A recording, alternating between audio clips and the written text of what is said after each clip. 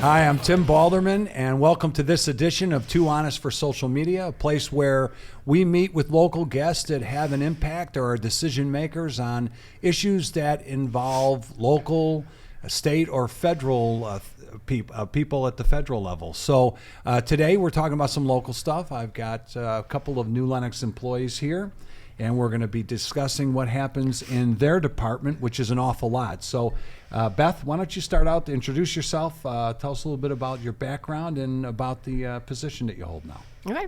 I'm Beth Alderson. I'm the Community Engagement Director. I didn't introduce you that way because I forgot what your title was. That's fair. Yeah, that's I only appointed to it. I didn't know what it was. But Community Engagement Director, I'll try and remember that. Community Engagement Director. I started at the Village as the Special Events Coordinator 9 years ago. And then it was about a year ago now that the Community Engagement Department was created and I was appointed as the director. Before being at the Village, I was in the world of professional sports. I was with Arlington International Racetrack doing their marketing, promotion, special events. And before that, a professional baseball team in the minor leagues, independent league.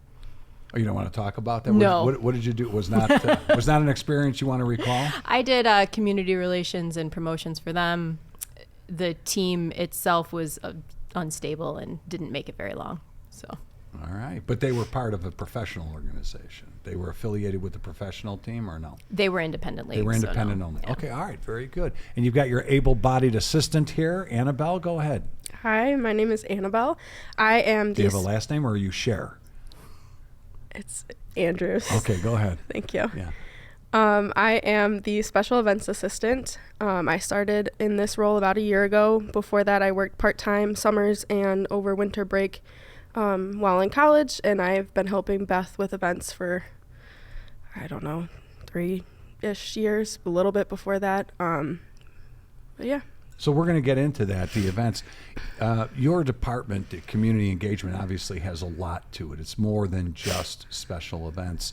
Why don't you talk a little bit, just at that 30,000-foot level, about what you oversee, what comes out of your department? Yeah, so community engagement includes the special events. It includes our marketing and communication efforts, social media, website, Channel 6, podcasts.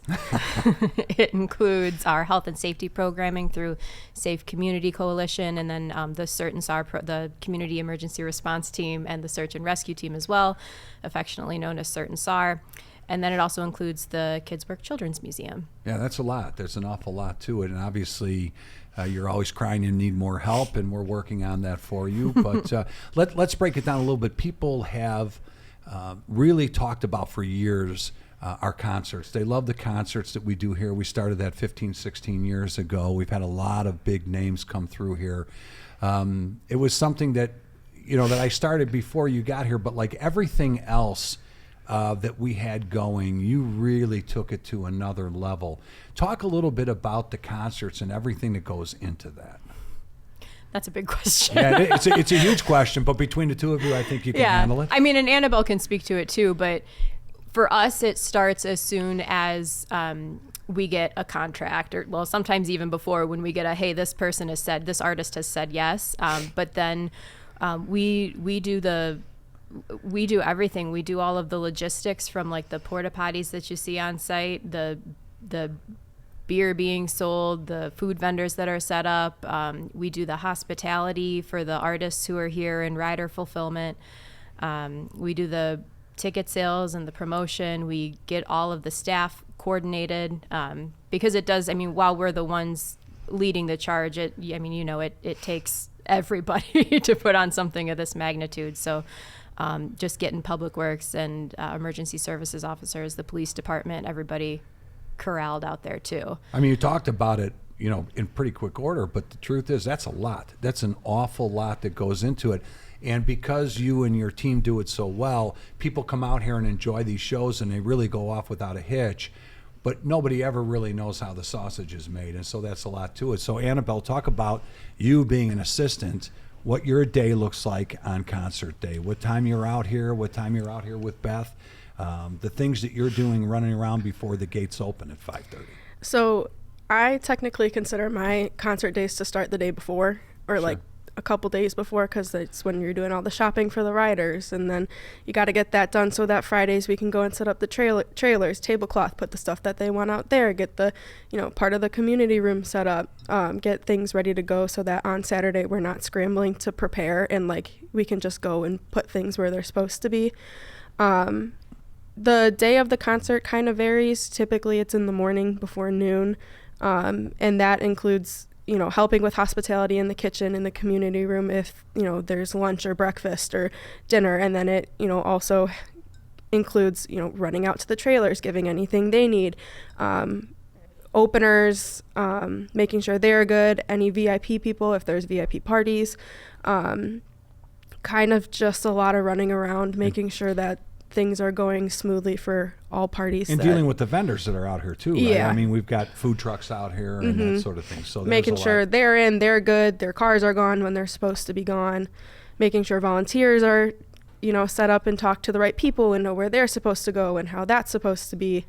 This year we're doing tickets online, so that'll be a little bit of a learning curve on okay, normally we just punch the tickets, but now it's okay, we have these scanners, here's scanning, here's, troubleshooting, so it'll be a little bit more for the first concert, but I think it'll be fine. No, I'm sure it'll be great. And it'll be great because all of you do such a good job. And you're right.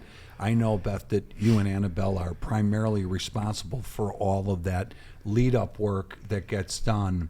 But then on concert day, it takes everybody to really be involved, from Village Hall staff, with the money, to Public Works, with the beer, and like you talked about, the police and ESDA and CERT and all of them. So your day starts pretty early in the morning on concert days, again, depending on the volume, but we've quite frequently had 5,000 people out here for a show. Yeah. So, I mean, talk a little bit more about what you're doing. Yeah, I'll usually be here at 7 a.m. Like Annabelle said, she mentioned breakfast, lunch, and dinner. So one of our main focuses on concert day is taking care of the band. They come out here, they're our guests, and they come with their riders of requirements, usually that they have to be served breakfast, lunch, and dinner, because their crew's out here for that long, setting up the stage and getting the production ready to go. And then there's also the dressing room element of that. So we've usually got catering set up in the Village Hall, where we've got to have all those meals prepared.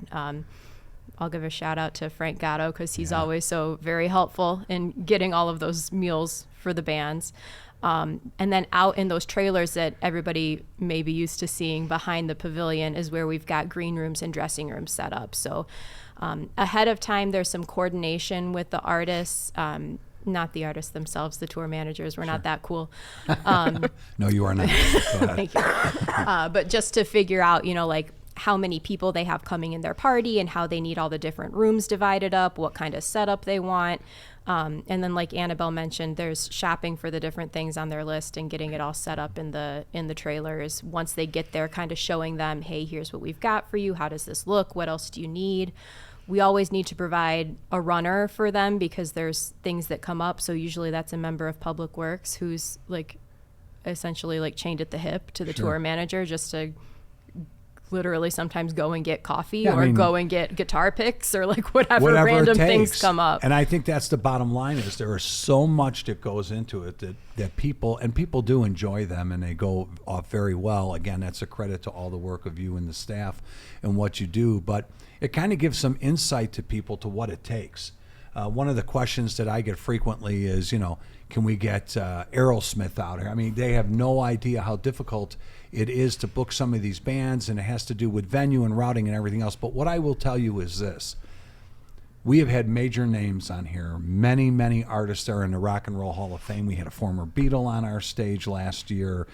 And there have been artists that have pulled up, and they have looked at our venue and said, what am I doing here? We don't play small towns like this.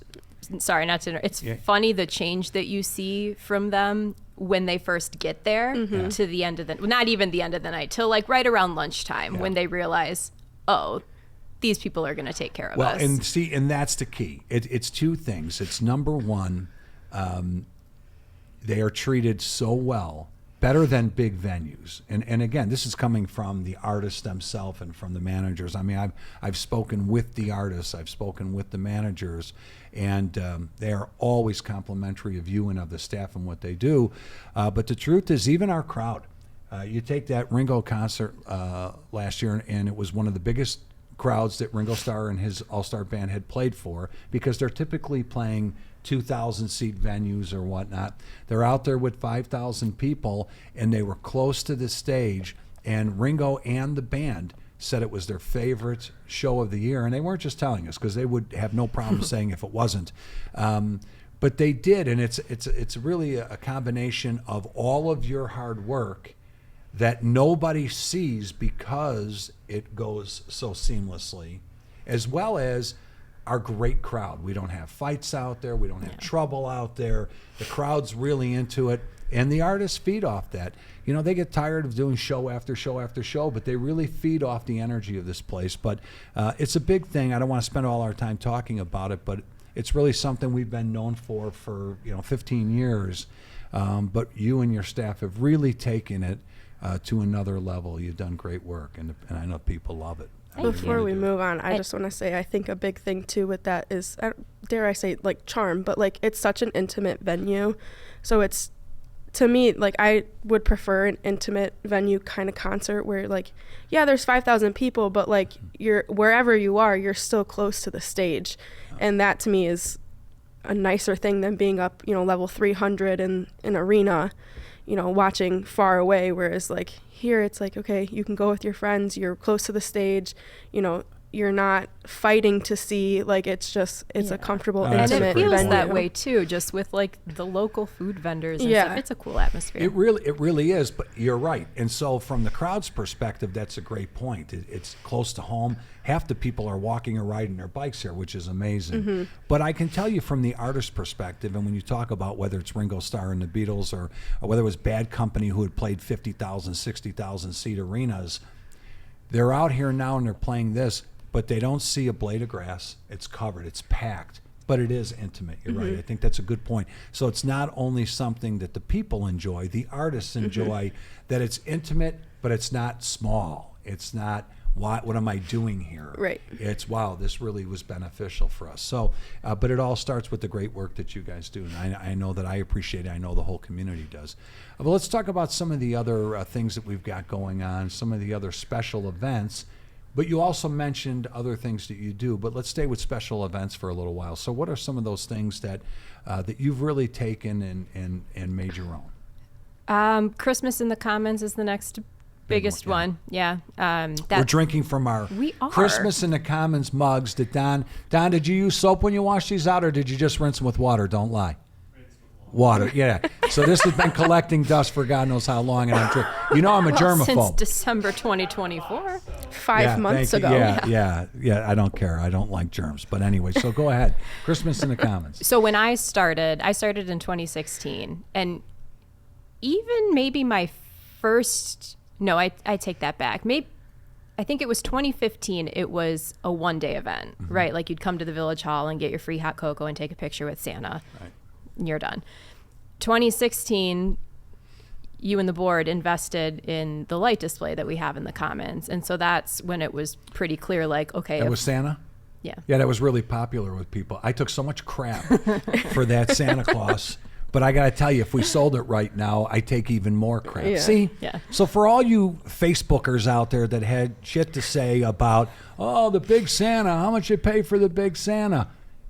Let me try and get rid of it now and see what they have to say. But go ahead. Yeah. Yeah, go ahead. Well, and he's we think about it as marketing, right? Like, these events serve a marketing purpose. So, yeah, Big Santa was a big investment, but now we have people from 80 different communities at least coming out to New Lenox every December. Talk about that. That's big. How do you know that? Yeah, so our events are tough because we don't sell a lot of tickets. I mean, aside for the concerts, right? We don't sell a lot of tickets. Everything's free, which is wonderful, except for when it comes to collecting data about who's coming to our events. We are kind of just guessing. So with Christmas, the one tool we have at our disposal is Santa's mailbox, because we have the mailbox out by Giant Santa. You can come and mail your letter to Santa, and Santa just magically responds to those 2,500 letters that we typically get. That's right. It's wonderful. Yeah, Santa's working overtime, as if there were 10 people working for Santa. But yeah. No, I say that in jest, but the Letters to Santa program is one of my favorite things that we do. It's Me too. Adorable. Mm-hmm. Yeah, the letters that Santa gets are just They're great. heartwarming. And Except for every once in a while, someone slips in a letter to Santa that sometimes probably people try to be Yeah. funny, but that's not even that terrible. That honestly gives Santa's elves a good chuckle. I don't think it's terrible. I think it's awesome. But go ahead. So collecting those letters is one of the ways that we get data about the event, about who's coming. So we can see, when you're putting your letter in and providing your return address, then we can, obviously see where you're coming from. So last year we had, it was just over 80 different communities that we received in the mailbox. I mean, that's massive. 80 different communities. That's more than all in Will County. And of course, you have people from out of state. It was too, a couple right? different states too, Yeah. like California, Florida was a couple, like down south, Tennessee, just kind of people all visiting over. family that come out for that. Now that now, as Beth said, it's gone from 1 day to 3 or 4 weekends before Christmas, depending on when Christmas falls. What does that look like for you and staff? It's a busy month. Yeah. So It's a busy couple of months. couple of months is right. Yeah. So before that starts, we have the tents coming in. We have a character tent. We have a beer tent with Arrowhead Ales. They come out and serve beer and I think mulled wine they do. So it's, prepping that tent. And the Arrowhead tent, we kind of go for what we call Christmas explosion. So we hang presents from the ceiling and ornaments are on the walls. And, we tablecloth with Christmas ribbon and put, this year we put in wrapped empty boxes to give the present look, just to kind of around seating. And then in the character tent, we hung this year twinkle lights kind of down the side. I made a big present wall, which was pretty cool. And we have the characters in there, so Anna, Elsa, Olaf, and then they alternate with the Grinch in the tent. So the Grinch was in there, and this year we had a fireplace we made out of cardboard boxes, and just construction paper. There's trees. Buddy the Elf comes sometimes and he just walks around the venue. So you have to prep the Arrowhead tent, prep the stuff inside. You have Santa's chair. You have the trees inside that Santa's chair sits in front of. You have the candy canes. We have waiting in line for Santa. I mean, you could go on. Could go on, and you are. But if I don't cut this podcast to 35 minutes, Don's gonna not let me do them anymore. But it's a lot of work. But again, it gets to the point that people come out by the thousands and enjoy Christmas in the Commons, or the Scarecrow Stroll, or many of the other Chalk Walk, many of these other things that you do special events-wise, and they just comment on how beautiful it is and how well organized it is. But it is. You're there. Sometimes I see you at 8 o'clock at night, papering boxes and doing what you do, and you're coming in at 7 in the morning, and you're working from 7 in the morning until 2 in the morning to get these things done, which is okay. But I think it's really important, and I probably should have started the podcast out with this. Beth, you and I have this conversation frequently. Our responsibility, any village's or city's responsibility, is to provide services, clean water, police, public works, village hall services, that sort of thing. That's really our primary responsibility. But here in this town, we take very, very seriously what our families want. We want them to love their community, to take pride in their community. And really, one of the best ways to do that is through community engagement and through special events and whatnot. It is something, as you know, when we were talking to some people about marketing, well, if times got tough, is this the first thing to go? And the reality is, no, you can't. If you're really going to take care of your community, this is huge. I have said for years, I've been elected and reelected 5 times, and most of the time the question is who's playing this year, in the concerts, and part of that's a credit to our police and public works, because they do such a great job that there's nothing to complain about, nothing legitimate to complain about. Again, I talk about Facebook and all that crap and the nonsense that's on there, but what you are all doing really improves the quality of life in our town, and is critical. And when you do it at the level that you ladies and everyone else that pitches in are doing it. Sometimes it gets taken for granted, but there's a lot of work that goes into it. But boy, it shows. Yeah, but that's kind of the sign of it too. Like if people are walking around like realizing at the event like the things that go into it, then in my mind we haven't done our job. They shouldn't be thinking about that. They should just be enjoying themselves. That's right, and that's what they do. Yeah, they just love it. They comment on it, but they comment on how beautiful it is, and there's a lot of work that goes into it. So that's great. I did have a family just tell me that they recently moved in New Lenox because of like the growing community stuff that we do and all the events we have for them and their kids. And one point they commented on specifically was that we try to target a bunch of different people and a bunch of different age groups. And they said, they're like, oh my gosh, this is just amazing. Like, this is part of why we moved here. It's great. Yeah, you want to have something for everybody. You're right. That's why we have grandparents, empty nesters that want to move here to be closer to their kids because there's so much happening for everyone in the family. Yeah, like you said, we want to make it a good place to live. We want people to have pride in their community because that's how you get the more organic marketing, right? And that's how you get people coming to New Lenox, whether to visit people who are here because they are enjoying their time here so much and they're talking about it, or to, even to move here entirely. No, I know. I mean, we hear all the time. People want to move to New Lenox, number one, because of the mayor. Number two, because of the schools. Don, you're on that list somewhere. I'm not sure where, but you're there somewhere. But it really is because of that community feel. And we've always talked about we continue to grow population-wise, but we never want to lose that small town feel. And that's a lot of work to keep that going. So you do. All right, you touched a little bit on some of the other things that you do. Let's talk just briefly, because we're going to do a whole podcast on the Kids Work Children's Museum. As you know, of course, that was really something that our community was very fortunate to get. I mean, we'll put it out there for everybody, and again, we'll talk more about it when we talk about Kids Work, but you were serving, you wanted to give, no matter how busy you are, and you spend a lot of time with your family, spend a lot of time work, but you like to give back. So you volunteered to be on the Kids Work Museum when it was in Frankfurt. And they were looking for some support from an entity, correct? Yeah. And go ahead, talk a little they bit made about it that. through COVID, but kind of by the skin of their teeth, right? Yeah.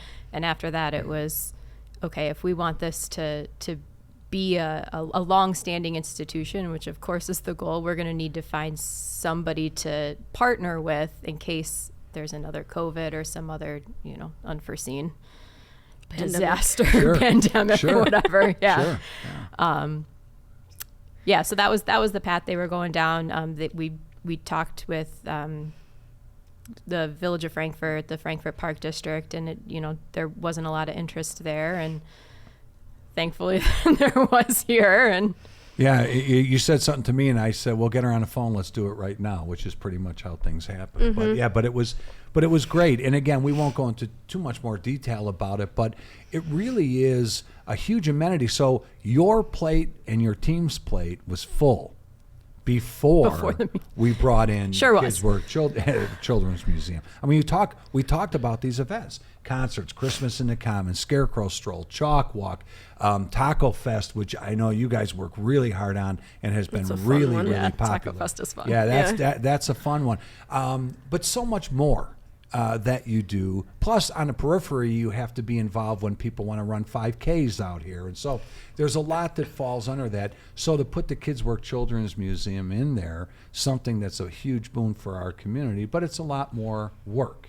And you do have a director and employees over there, but it's still one more department for you to oversee. But it kind of does do what we want. We want to grow your department so people do say, wow, look at all there is in this town of 30,000 people. Yeah, it's another reason to get people here to New Lenox. That's right. But in order to do that, you have to market. So let's talk about some of those different ways that you market what happens in your department. Just being the village, we've got a lot of resources at our disposal. We've got Channel 6, we have utility bills that go out once a month, and we've got the option to put memos or inserts in with those too, which is huge. We've got our base, your basic Facebook, Instagram. We've got our website, which was just redone last fall. So yeah, some of those like free, very, I wouldn't want to say simple, but like they're not going to cost anything, right? Those kind of channels. And then every once in a while, we'll do a little bit of paid advertising, mostly on Facebook. We're exploring that a little bit more with the summer concert series for this year, trying to get the word out about those a little bit more. But that's an ever-changing market too. I know, people your age are not Facebookers. No. You're on Instagram, Snap, InstaChat, Snapgram. InstaChats. I know it used to give me a hard time about that because I would screw those things up. On the line. But yeah, anyway, which is bullshit. I never said that, so don't ever say that I did. You did for real a couple weeks ago. It was not true until a couple weeks ago, and you said at home, "I'm looking for it on the line." All right, well, I don't think that's true. It 110% is true. Will you get her under control here? All right, but anyway. I think she's doing great. All right, so whether it's on the line, she's being too honest for a podcast. Forget too honest for social media. But all right, so talk about that. So that's an ever-changing, because again, you have to stay in tune, not that you're aging, Beth, but you have to stay in tune what the next generation is doing as well. My great roots. Yeah, I noticed you didn't get them dyed for the podcast. Did you forget we were doing this today? I had a couple hours notice on the podcast, so. You had 24 hours notice. That was enough time. No. Could have even gone to the bottle just to get rid of it for them. Thank But you. whatever, I digress. So, but you have to stay in touch with what someone keeps. It's one of our employees keeps calling me. I'm going to put that voicemail. But anyway. What the next generation is doing and how to reach those people. And again, I suppose it's based on what the event is. Right. It depends on who you're trying to reach. Yeah, who you're trying to target. So how are we going to be able to reach you and your generation? Well, for me, I am on Facebook solely because there's different groups. It is kind of lame. I don't ever use it, but like there's different groups that I'm in. So like I first got it in high school because it was like a marching band group, and then it was like college groups, so you can meet people through college and join different stuff like that. Like now I'm in the new Lenox groups. Like my dad's house is in Lockport, so I'm in a Lockport group. So there's people my age at least do things like that where it's like, okay, Facebook groups are a way to connect with people. Sure. So we also do on Facebook, we create event pages, so that's separate from our like main Facebook page. So we'll post on both. We'll post in the event, which is that event specific. So let's say we're talking about Chalk Walk. We'll post Chalk Walk specific stuff in that event page, which we might also post on that main page. So we'll do a little bit of both. Our Instagram's relatively new. That's more fun, like come out, come join us. Like it's not as formal as some of our Facebook posts are. It's a specific Commons Instagram account. We don't have a Village of New Lenox Instagram account. But wouldn't you say that a lot of the people 30 and younger are not on Facebook? I know a lot of people who are, I'm only 22, but like people older than me who, are on Facebook. It's just like they know people who only use Facebook, so they kind of do it for that reason. Or they know like, okay, there's this group that I can join. I'm going to have Facebook for this group. So then let's say like, I'm like, okay, I want to join for Chalk Walk and like, or follow the village. Let's say I want to follow the village because I know they're going to have important things about, what's going on. It's a form of social media. That's how, I'm more social media orientated. That's how I'm going to keep up with what's going on rather than checking the website. And you're not necessarily, correct me if I'm wrong, but like Facebook isn't like your first go-to when you're looking to kill time. Like you're going to get on TikTok or something else. My go-to is usually either TikTok or Instagram. Right, and that's what I'm saying. I do go through Facebook just to kind of see what's going on. I know there's a friend of mine, Kelly, she's 35? Yeah, something like that. Yeah. She sends me stuff off Facebook all the time. Yeah, she's 35 though. And what I'm Right. saying is Facebook is becoming more and more for an older generation, which is fine for a lot of what we're doing. I'm not saying you abandon it, but you have to continually find ways to reach younger audiences. Well, and then you have like at college, there were, I am in a group, it was class of 2024, and anybody that wanted to communicate something big, selling football tickets, selling basketball tickets, hey, I need this textbook, hey, we're meeting to do this, it was all on Facebook. Sure. Because you were in that group. Like, that was how you could mass reach a group of people that was the same as you. Well, I just have to laugh. I was watching a movie yesterday called Strange Darling. And it started with some hookup between a guy and a girl. And the guy, who was a little older than the girl, said, can I get your number? And she's like, well, who asks for digits anymore? You just do it on Insta. And I'm thinking, how the hell do you even do that? Yeah, I mean, I don't know. It was in the movie. I said, how the hell would you even possibly connect? I don't know how that works. I mean, people will say, like, okay, it's either like your number or Snapchat, but even you get to a certain age, like college, and it's like, okay, like, don't ask me for my Snapchat, ask me for my phone number, because like it's... I don't know why though, because you guys never talk on the phone, you text, which drives me nuts. Nobody wants to talk on the phone. All right, we're going too far afield. Let's talk about social media though, because it is part of why we're doing this podcast, because social media is full of conspiracy theories, lies, misinformation. And I know in your department where you are putting out a lot of information on social media, and everybody has an opinion and everybody's an expert. Talk about the frustrations of that when you see comments, and we're not talking about legitimate criticisms. Because often those are good things that we can look at and say, yeah, hey, you know what, let's fix that, let's do it. Yeah. But more often than not, they are not legitimate complaints. One of the podcasts I'm going to do is going to be called Calling All Karens. And I'm going to ask a couple of regular whiners, okay, you want to sit in these chairs and talk? Let's set the story straight instead of you constantly whining and putting out misinformation. But how frustrating is that for you and your department? I mean, of course it's frustrating. You have to be kind of careful, right? Like like you see it and you got to be careful with your response. Like if somebody's just really complaining. I'm not. No, that's you. When you're responding as the village, right? Well, I'm the mayor. The fuck am I responding as if I'm not? Yeah, but people expect that from you. You've always been like that, and you can't using the village's Facebook. You have to be careful about what you say. Okay. If you'd like us to change our tactic, No, I suppose yes, we absolutely. Go ahead, Miss Manners. Tell me how you respond to. Well, I was just going to say we don't. Bothers me though, and it has to bother you when people are putting out misinformation, and you and your staff have worked hard, or whether it's a museum or whatever it is, and people are saying things that aren't true, and then you have to be, as a department head, aware that your staff is, it could hurt their feelings, could do whatever. I mean, these are not elected officials that are expected to take crap. These are people that are working hard, trying to make a difference in their community, and they're being unfairly attacked. Yeah. We just don't ever want to get into a place where we're like in a comment back and forth with people. So if people are just referred to as a pissing match, but go ahead. Yeah. So thank you. Yeah, so if people are just like on their bitching about something, like, okay, whatever, sorry you had a bad experience. But if there's a legitimate like question, or why was this done instead of that, something that we can answer legitimately, then yeah, of course we're happy to help, and we want to be responsive as much as we can. We're just always trying to be cognizant of not ending up in a pissing match. So please don't say that word on air. That's not appropriate. Gosh. It's appropriate for the mayor, but okay. But I mean, yes, I get that.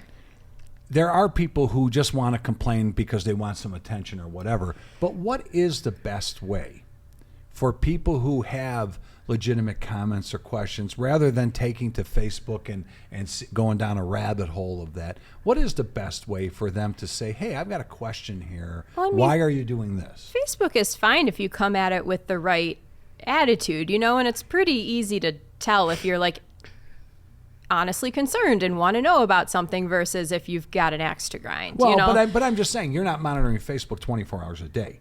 So somebody, because what'll happen is someone will make a comment or ask a question, and then they'll get all the experts that will give them bad information. You can't monitor Facebook 24 hours a day. I mean, is it best just to, call the village hall? Is it best? Yeah, of I mean, we've course. got report a complaint. We talk about that Yeah. for Public Works. There's ways that they can do this. So, I mean, how do you want people who have a concern to communicate that with your department? Yeah, they can always call. There's so many avenues. They can always call the village hall.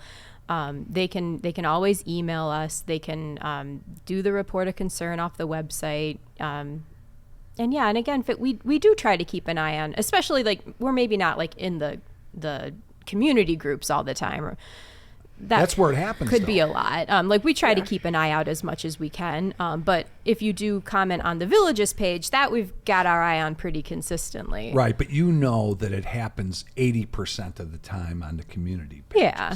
And that's so part of this podcast is setting this record straight, but we also have to tell people what to do, how they can get their best information and answer. And so, like you said, there's a lot of different avenues to do that. Yeah. Oh, I could go on forever with you too, but I think we're getting close to wrapping up. Anything that you want to add to the end of this podcast? Anything at all? Nope. Nothing at all. Nothing at all. Boy. Thank you for dragging me here. Oh, boy, or yeah. not, thank you. Boy, you've been a hell of a guest. I really appreciate that. That was wonderful. You have nothing to say. You always have something to say. Why are you not? I don't know. Same reason as you. I could go on and on. You enjoy doing what you do. Yeah, I do. mean, you do. It's rewarding, especially when you're at an event and you can see people enjoying it, and when you're walking through and you can hear people like, "Oh, this is great," or like, "This is cool." It's definitely. We do have a great community. I mean, Yeah. there's always going to be, I don't care what town you live in, there's always going to be someone complaining. But the reality is we have such a great community that is so appreciative of the work that you do. And it's got to be nice with you just walking out there amongst the people and they have no idea who you are, Yeah. but you hear the positive comments. That's got to be great. And that's the same for like, any criticisms where it's like, "Oh, well, this is like this, we can fix it," because we hear it, and if it's something we can fix right on the spot, we'll try and fix it on the spot. And if it's not, we know, okay, change that for next year. Like we have what we call event sheets where we literally after the event type in notes like, "This went well, this didn't go You're well, debriefing, yeah. That's this great. Happened." So when we are booking things for the next year or are setting up the layout, we can refer back to see like, "Oh, that didn't work so good, let's not do that again," or like, "This was perfect, don't change a thing." Good. That's great. See, you did have something to say. What about you? Just because I haven't said it yet, but our teams, I mean, our whole staff is wonderful, but our community engagement team is outstanding. We're doing It's a little conceited, but I'm okay with it because it's true. Well, we're that good. So. You are that good. I would agree. And we're doing a lot with very little people right now. So. Is that a dig? Is that a dig that we're not giving No, you enough staffing? No, again, I'm just saying how awesome we are. But, Don, with all of our digital communications and Channel 6 and Annabelle, like I'm everywhere. everything that she rattled off. You guys wear she's a lot of hats. That's everything for sure. she rattled off. She's pretty much doing by herself at this point because I'm doing so much more now too, and all the staff at the museum and everybody who's taken on the Safe Community of Coalition and all the offshoots of that. It's just they're talented people and they're hard workers, and we're lucky to have all of them.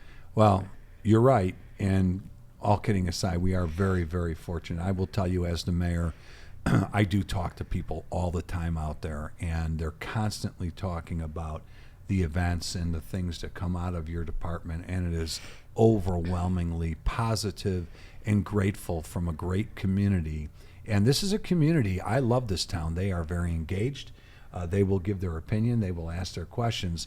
And the fact that they're very, very happy with what's happening, that's heartfelt. So for those days where you're tired and you've been working long hours or you don't feel well and you still have to do it, just remember that there are thousands, and I mean literally thousands of people that are very appreciative and grateful for the work that you girls are doing and that everyone else is doing that pitches in with you as well.